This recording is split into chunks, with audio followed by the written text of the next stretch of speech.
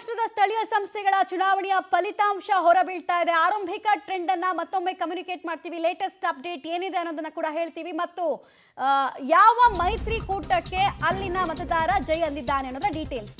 ಅಧಿಕಾರ ಹಿಡಿಯುವತ್ತ ಬಿಜೆಪಿ ಸಾಗ್ತಾ ಇದೆ. ಮಹಾಯುತಿ ರೀತಿಯ ಮೈತ್ರಿಕೂಟದ ಮಹಾಕಮಾಲ್ ಪಾಲಿಕೆ ಚುನಾವಣೆಯಲ್ಲೂ ಹಿಡಿತವನ್ನ ಠಾಕ್ರೆ ಸಹೋದರರು ಕಳೆದುಕೊಂಡಿದ್ದಾರೆ. ಹೇಳೋಕೆ ಹೆಸರೇ ಇಲ್ಲದಂತೆ ನೆಲ ಕಚ್ಚಿದೆ ಕಾಂಗ್ರೆಸ್. ಯಾಕಂದ್ರೆ ಇವರು ಮಿತ್ರರನ್ನ ಬದಲಾಯಿಸ್ತಾ ಇರ್ತಾರೆ, ಫ್ಲೆಕ್ಸಿಬಿಲಿಟಿ ತಕ್ಕಂತೆ ಬದಲಾಯಿಸ್ತಾ ಇದ್ರು, ಲಾಭ ಆಗಿಲ್ಲ. 66 ವಾರ್ಡ್ಗಳಲ್ಲಿ ಮಹಾಯುತಿ ಮೈತ್ರಿಕೂಟ ಮ್ಯಾಜಿಕ್ ಮಾಡ್ತಾ ಇದೆ. 41 ವಾರ್ಡ್ಗಳಲ್ಲಿ ಯುಬಿಟಿ ಮೈತ್ರಿಕೂಟ ಮ್ಯಾಜಿಕ್ ಮಾಡ್ತಾ ಇದೆ. ಕಾಂಗ್ರೆಸ್ 12 ವಾರ್ಡ್ಗಳಲ್ಲಷ್ಟೇ ಮುನ್ನಡೆಯನ್ನ ಕಾಯ್ದುಕೊಳ್ತಾ ಇದೆ. ಅಲ್ಲಿಗೆ ಇನ್ನೊಂದು 20-25 ನಿಮಿಷದಲ್ಲಿ ನಮಗೆ ಇನ್ನೂ ಪೂರಾ ಟ್ರೆಂಡ್ ಗೊತ್ತಾಗ್ಬಿಡುತ್ತೆ. ಈಗ ಸದ್ಯಕ್ಕೆ ಹಿಂಗೆ ಹೋದ್ರೆ ಪೋಲ್ ಆಫ್ ಪೋಲ್ಸ್ ಪ್ರೆಡಿಕ್ಟ್ ಮಾಡಿದ್ದು ನಿಜವಾಗ್ತಾ ಇದೆ ಮತ್ತು ಬಿಜೆಪಿ ಅಲ್ಲಿ ಮ್ಯಾಸಿವ್ ಆಗಿ ಬೆಳೀತಾ ಬರ್ತಾ ಇದೆ. ಪಕ್ಷವರ್ಧನೆ ಅನ್ನೋದನ್ನ ಪ್ರತಿ ಚುನಾವಣೆಯಲ್ಲೂ ಪ್ರೂವ್ ಮಾಡ್ತಾ ಇದೆ ಬಿಜೆಪಿ. ಡೀಟೇಲ್ಸ್ ಕೊಡ್ತಾರೆ ಅರವಿಂದ್. ಈ ಟ್ರೆಂಡ್ ಅನ್ನು ಗಮನಿಸ್ತಾ ಇದ್ರೆ ಪೋಲ್ ಆಫ್ ಪೋಲ್ಸ್ ಪ್ರೆಡಿಕ್ಷನ್ ಏನಿತ್ತು ಅದು ನಿಜ ಆಗ್ತಾ ಇದೆ. ಬಟ್ ಈಗಲೇ ಪೂರ್ತಿ ನಾವು ಲೆಕ್ಕಾಚಾರಕ್ಕೆ ಬಂದ್ಬಿಡಕ್ಕಾಗಲ್ಲ. ಬಿಕಾಸ್ ಯುಬಿಟಿ ಪ್ಲಸ್ ಕಾಂಗ್ರೆಸ್ನ ನಂಬರ್ಸ್ ಕೂಡ ನಾವು ಕಣ್ಣಿಡ್ಬೇಕಾಗತ್ತೆ. ಖಂಡಿತ ಮಮತಾ, ನೋಡಿ, ಈ ಚುನಾವಣೋತ್ತರ ಸಮೀಕ್ಷೆಗಳೇನಿರುತ್ತೆ, ಅವರು ಸಂಸ್ಥೆಗಳು ಕೇವಲ ನಂಬರನ್ನು ಕೊಟ್ಟು ಸುಮ್ಮನೆ ಆಗೋದಲ್ಲ.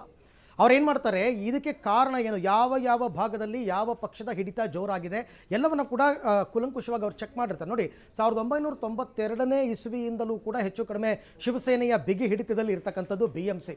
ಆಮೇಲೆ BMCಗೆ ಮೇಯರ್ಗಳಾಗಿ ಆಯ್ಕೆ ಆದಂಥವರು ಮುಂಬೈನ ಬೆಳವಣಿಗೆಗೆ ತೋರಿಸಿದಂತಹ ಅವರ ಪ್ರಾಮುಖ್ಯತೆ ಕೊಟ್ಟಂತಹ ಪ್ರಾಮುಖ್ಯತೆ ಏನಿದೆ ಬಹಳ ಅದ್ಭುತ. 92ರ ನಂತರ ದೇಶದ ವಾಣಿಜ್ಯ ರಾಜಧಾನಿ ಅಂತಕ್ಕಂಥ ಹೆಸರನ್ನು ಯಾವಾಗ ಮುಂಬೈ ಪಡ್ಕೊಳ್ಳೋಕೆ ಶುರು ಆಯಿತು, ಮುಂಬೈನ ಒಂದು BMCಯ ವಾರ್ಷಿಕ ಬಜೆಟ್ ನಮ್ಮ ನಾರ್ತ್ ಈಸ್ಟ್ ರಾಜ್ಯಗಳ ಒಂದು ಇಡೀ ರಾಜ್ಯದ ವಾರ್ಷಿಕ ಬಜೆಟ್ಗಿಂತ ದೊಡ್ಡದು. ಕಾಮಗಾರಿಗಳು ಕೂಡ ಅದೇ ರೀತಿ ನಡೀತಾ ಇರುತ್ತೆ. ಜನಕ್ಕೆ ವರ್ಷದಿಂದ ವರ್ಷಕ್ಕೆ ಏನು ಕೆಲಸ ನಡೀತಾ ಇದೆ, ನಿಮಗೆ ಒಂದು ಊರು ಬೃಹತ್ತಾಗಿ ಬೆಳೀತಾ ಉದಾಹರಣೆಗೆ ಬೆಂಗಳೂರು, ನಿಮಗೆ ಮೂಲ ಸೌಕರ್ಯಗಳನ್ನು ಕಲ್ಪಿಸ್ಕೊಡೋದು ಅಷ್ಟು ಸುಲಭ ಅಲ್ಲ. ಬೆಂಗಳೂರಿನಲ್ಲಿರ್ತಕ್ಕಂಥ ಸಮಸ್ಯೆಗಳ ಬಗ್ಗೆ ಪ್ರತಿನಿತ್ಯ ನಾವು ವರದಿ ಮಾಡ್ತಾ ಇರ್ತೀವಿ. ಆ ಸವಾಲು ದುಪ್ಪಟ್ಟಷ್ಟು ಸವಾಲು ಮುಂಬೈನಲ್ಲಿತ್ತು, ಇದೆ ಈಗಲೂ ಕೂಡ. ಬಟ್ ಅದನ್ನು ಸರಿದಾರಿಗೆ ತರುವ ಕೆಲಸಗಳನ್ನು ಆಗಿಂದಲೂ ಕೂಡ ಮಾಡ್ಕೊಂಡು ಬರ್ತಾ ಇದ್ದಾರೆ. ಮತ್ತು ಸ್ಥಳೀಯ ಜನಕ್ಕೆ ಒಂದು ರೀತಿಯಲ್ಲಿ ತೃಪ್ತಿ ಇತ್ತು. ಸೊ ಅದು ಇವಾಗ BJP ಒಕ್ಕೂಟ ಮತ್ತು ಈ ಠಾಕ್ರೆ ಬ್ರದರ್ಸ್ ಒಕ್ಕೂಟದ ನಡುವಿನ ಈ ನೆಕ್ ಟು ನೆಕ್ ಫೈಟ್ಗೆ ಕಾರಣ ಆಗ್ತಾ ಇರ್ತಕ್ಕಂಥದ್ದೇ ಆ ಅಂಶ.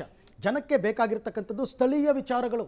ಆ ಸ್ಥಳೀಯ ವಿಚಾರಗಳಿಗೆ ಇವ್ರು ಹೇಗೆ ಸ್ಪಂದಿಸಿದ್ದಾರೆ, ಈ ಪಕ್ಷ ಹೇಗೆ ಸ್ಪಂದಿಸುತ್ತೆ ಅದು ಗೊತ್ತಾಗಿರಬೇಕು. ನಿಮಗೆ ದೊಡ್ಡ ಮಟ್ಟದಲ್ಲಿ ಶಿವಸೇನೆಯವರು ಕಾಂಗ್ರೆಸ್ ಜೊತೆ ಹೋಗ್ಬಿಟ್ರು, ಶಿವಸೇನೆಯವರು BJP ಜೊತೆ ಹೋಗ್ಬಿಟ್ರು, ಅಥವಾ BJP ಜೊತೆ ಬಿಟ್ಟುಬಿಟ್ರು, ಇದು ನಿಮಗೆ ಇಲ್ಲಿ ದೊಡ್ಡ ವಿಚಾರ ಆಗಲ್ಲ. ಅದೇನಿದ್ರು ಅಸೆಂಬ್ಲಿ ಎಲೆಕ್ಷನಲ್ಲಿ, ಪಾರ್ಲಿಮೆಂಟ್ ಎಲೆಕ್ಷನಲ್ಲಿ ಮಾತ್ರ ಲೆಕ್ಕಾಚಾರಕ್ಕೆ ಬರುತ್ತೆ ನಿಮಗೆ.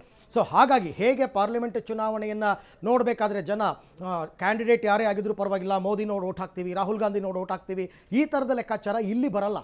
ಸೊ ಹಾಗಾಗಿ ಸ್ಥಳೀಯವಾಗಿ ಯಾರು ನಿಜವಾಗಿ ಕೆಲಸ ಮಾಡಿರ್ತಾರೆ, ಅವರು ಯಾವ ಪಾರ್ಟಿಯಲ್ಲಿದ್ದರೂ ಕೂಡ ಈ ಸಂದರ್ಭದಲ್ಲಿ ಲೋಕಲ್ ಲೀಡರಾಗಿ ಆಯ್ಕೆ ಆಗ್ತಾರೆ. ಜೊತೆಗೆ ಆ ವಾರ್ಡಿನ ಎಲ್ಲರ ಜೊತೆ ಒಳ್ಳೆ ಉತ್ತಮ ಸಂಪರ್ಕವನ್ನು ಅವ್ರು ಇಟ್ಕೊಂಡಿರ್ತಾರೆ. ಪ್ರತಿಯೊಬ್ಬ ಮನೆಯವ್ರಿಗೂ ಗೊತ್ತಿರ್ತಾರೆ ಅವ್ರು ಯಾರು ಅಂತ.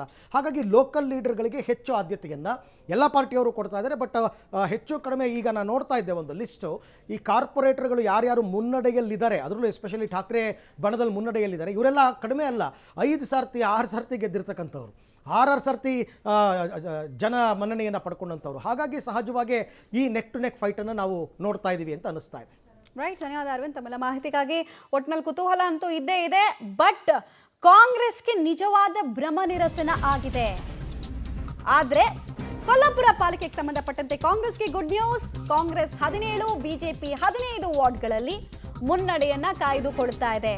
ಕೊಲ್ಲಾಪುರ ಪಾಲಿಕೆಯಲ್ಲಿ ಟಫ್ ಫೈಟ್ ಕಾಣಿಸ್ತಾ ಇದೆ, ಸಮಬಲದ ಹೋರಾಟ ಕಾಣಿಸ್ತಾ ಇದೆ. ಒಂದೇ ಒಂದು ಮುಖದಲ್ಲಿ ಸ್ಮೈಲು ಕಾಂಗ್ರೆಸ್ ಪಾರ್ಟಿ ಅವರಿಗೆ ತರಬಹುದಾದ ಫಲಿತಾಂಶದ ಟ್ರೆಂಡ್ ಕೊಲ್ಲಾಪುರಕ್ಕೆ ಸಂಬಂಧಪಟ್ಟಂತೆ ಸಿಗ್ತಾ ಇದೆ. ಉಳಿದಂತೆ ಎಲ್ಲ ಕಡೆ ತೀರಾ ನೀರಸ ಪರ್ಫಾರ್ಮೆನ್ಸು. ಬಟ್ ಕೊಲ್ಲಾಪುರದ ಕತೆ ಹಂಗಿಲ್ಲ. ಕೊಲ್ಲಾಪುರದಲ್ಲಿ BJP ಮತ್ತು ಕಾಂಗ್ರೆಸ್ ನಡುವೆ ತೀರಾ ಟಗ್ ಆಫ್ ವಾರ್ ನಡೀತಾ ಇದೆ. ಅಂತಿಮವಾಗಿ ಗೆದ್ದು ಬೀಗೋರು ಯಾರು, ಯಾರ ತೆಕ್ಕೆಗೆ ಯಾವ ಸ್ಥಳೀಯ ಸಂಸ್ಥೆಯ ಚುನಾವಣೆಯ ಫಲಿತಾಂಶ ಬೀಳೋ ರೀತಿಯಲ್ಲಿ ಮಾಡುತ್ತೆ ಅನ್ನೋದು ಒಂದು ಕುತೂಹಲ ಅಂತೂ ಇದೆ.